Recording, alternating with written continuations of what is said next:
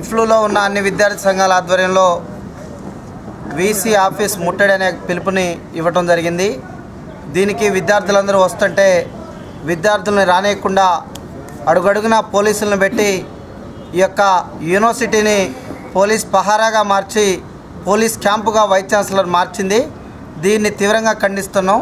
అదేవిధంగా ఇక్కడ జరుగుతున్నటువంటి ఉద్యమానికి మోహన్, సతీష్, సుభాష్ల రెస్టిగేషన్ను ఉపసంహరించుకోవాలనే డిమాండ్తో జరుగుతున్నటువంటి ఉద్యమానికి సంఘీభావం తెలపడానికి వచ్చినటువంటి ప్రజాస్వామికవాదులను, అదేవిధంగా యూనివర్సిటీ ప్రొఫెసర్స్ను, బయట నుంచి వస్తున్నటువంటి విద్యార్థులను మొత్తం కూడా అరెస్టు చేసి తీసుకుపోయి పోలీస్ స్టేషన్లో పెడుతున్నారు.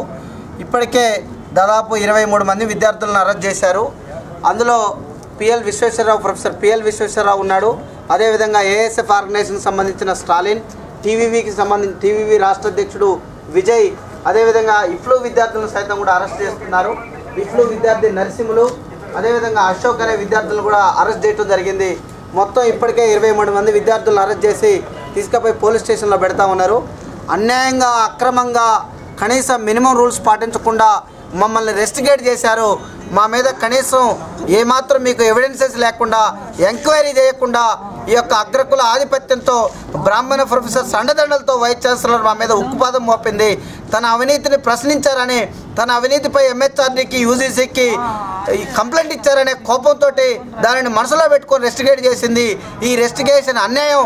తెలంగాణ వచ్చి అందరూ సంబరాలు చేసుకుంటున్నటువంటి టైంలో తెలంగాణ రాష్ట్రంలో చాలా సుఖశాంతులతో, అష్టైశ్వర్యాలతో బతుకుతూ అని చెప్పేసి కలలు కన్నా మాకు, మా కళల్ని కలలు చేసే విధంగా ఈ యొక్క వైస్ ఛాన్సలర్ వ్యవహరిస్తూ ఉన్నది. ఓన్లీ తెలంగాణ విద్యార్థుల మీదనే వేధింపులు కొనసాగిస్తూ ఉన్నది.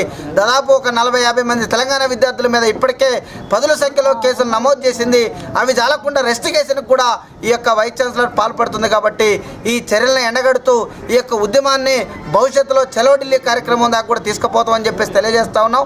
ఇప్పటికైనా దయచేసి పోలీసులు కూడా మా సమస్యను అర్థం చేసుకొని, ఇక్కడ జీవనమరణ సమస్యగా ఉన్నటువంటి తెలంగాణ విద్యార్థుల బాధను అర్థం చేసుకొని అడ్మినిస్ట్రేషన్కి సహకరించకుండా ఈ యొక్క న్యాయమైన పోరాటానికి సహకరించాల్సిందిగా పోలీసులను కూడా విజ్ఞప్తి చేస్తూ ఉన్నాం.